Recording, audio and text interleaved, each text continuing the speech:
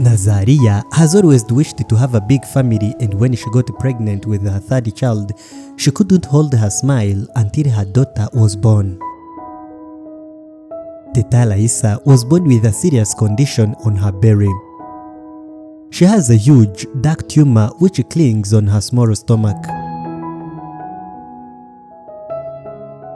On a daily basis, she battles intense pain as her mother, who can barely do anything to help her, cries on in deep sadness.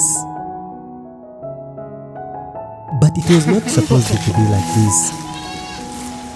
Back in the days, Nazalia had a loving husband whom she had known for 20 years before they got married. Kunagaenda kandenze uwo mugabo twakundanye yariganye muri primaire mu wa kabiri mu wa gatatu tuza kugeraho tuza kubona tumaze gukura turakundana dukundana imyaka igeze muri 7 ndumvaga rero ngewe ukunda mwimvagamo nkara n'ukuntu yampe mu cyaka hinduka nk'ikivu oya mutima wo gushaka. But all of a sudden, her husband vanished and abandoned this young family, choosing to marry an older woman whose children are older than him.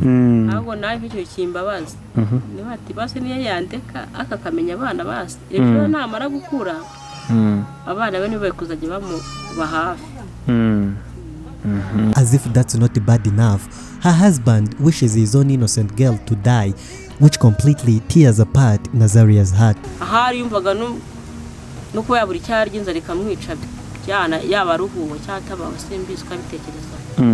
Ubwo umugabo ise w'umwana yifuza ko umwana we yakiyapfa. Utagaburiye umuntu ubumwifuriza gupfa. In tears, this woman regrets everything. But why did her husband leave her alone while she had a young child who needed extra care to survive? Was he bewitched, as some neighbors say? This is her painful story. Ever since her young age, Nazalia has always been a hard-working woman who was determined to fight poverty which had wrecked her family for generations. She started a family of her own with the only man she had ever loved, and they both had 2 children together, though one of them later passed away. This young girl, Teta Laisa, was their third gift from God, but instead of nurturing their bond, she became one of the reasons her parents separated. It was clear from the beginning that Nazalia's husband never liked her. That's how I concluded it, because we never had any other issue before. Maybe after seeing that I gave birth to a child with a serious condition, he probably felt ashamed, and I don't know why he came to this conclusion. Right after Laisa was born, Nazalia's husband quickly changed his behavior and started to be aggressive. He was no longer a loving father to his family, but an abusive man who verbally mocked Nazalia and virtually stopped providing for his family's needs. Back then, Nazalia was still recovering and had no job, which forced her to rely on her husband's income to survive. In the meantime, her husband was strategically plotting a plan to leave his family without creating any drama. He later concluded his plan and informed his wife about it. He left us in a very strategic way. He never forced me out of the house, nor did he beat me. But after this girl was born, he told me that he had found a job in a neighboring country of Uganda. He instructed me that I will stay here and raise our children, but he promised to send me some money which I would use as an investment to start a small business. I accepted his proposal and I was very happy with his plan. I thought that it was going to be a way out from our generational poverty, but I was very wrong. It was not long before Nazalia learned through her neighbors that her husband has not gone out of the country but lives just across his village, and that he's living together with a woman as old as his mother. It was a big shock for Nazalia, who had never imagined that something like that would ever happen to her.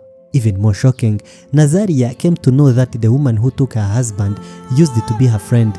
It was that woman who speculated that Nazalia's husband left her because of this innocent girl. I came to know that he had never left the country because of his new wife, whom I was friends with. She's the one who told my neighbors that my husband left me because of my child and that my husband doesn't agree to be the father of my child. They said that I have slept with other men to give birth to this girl since my husband claims to only father normal children. Alone and nowhere else to go, Nazalia made a hard decision to come back to her parents' house, but that only increased her troubles since her parents are too old and too poor to help her. Her daughter's condition is also worsening as she grows up, and if she can't get better treatment soon, her life might end up in jeopardy in the near future. Normally, this tumor keeps internal organs which were supposed to be in her belly. Her condition is curable, but there is another big issue. Teta Laisa was born with a serious heart condition which requires advanced treatment that cannot be found locally. Local doctors cannot perform surgery to fix her tumor if her heart condition is not fixed. Meanwhile, the longer she grows, the bigger her chances of survival diminishes.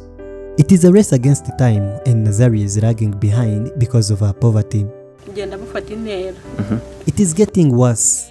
Her belly is growing bigger as she grows, which further complicates her treatment. She needs to eat, but when she eats, she feels a lot of pain and sometimes needs to be hospitalized.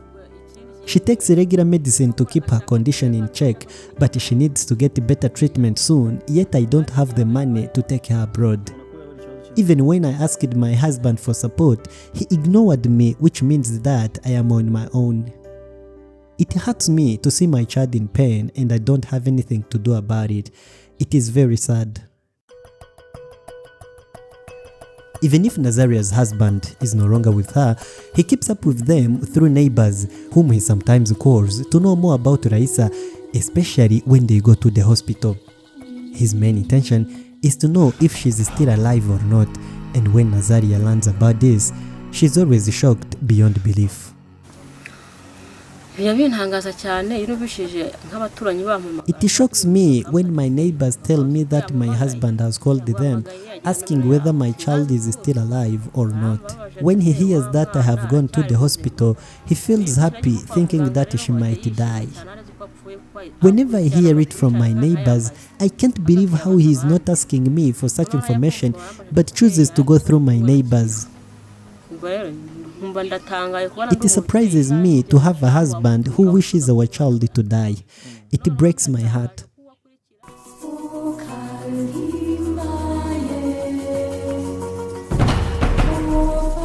It is very difficult for Nazalia to hide her sad face as she grapples with so many problems beyond her ability to fix them.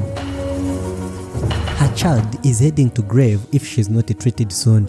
Her husband is living with an older woman wishing her daughter to die, while her parents are very old and very poor, needing her help to survive. That's one of the reasons some of her neighbors had advised her to let Laisa die in order to reduce the burden of the problems she deals with. But this faithful woman has rejected their advice, vowing to help her daughter with everything she has. Some of my neighbors encourage me to pray for God, and they are genuinely good people, but I remember some others who had advised me to stop breastfeeding my daughter in order to bring her closer to death. I couldn't believe that people have such a mentality, but I rejected their advice and decided to defend my child with everything I have, even if it is a very hard battle to fight. Every time she sees her daughter trying to eat, Nazalia thinks nothing else but the day she will be healthy and living the comfortable life she deserves. Today, Nazalia cannot do it herself, which is why you can help her daughter to get better treatment abroad.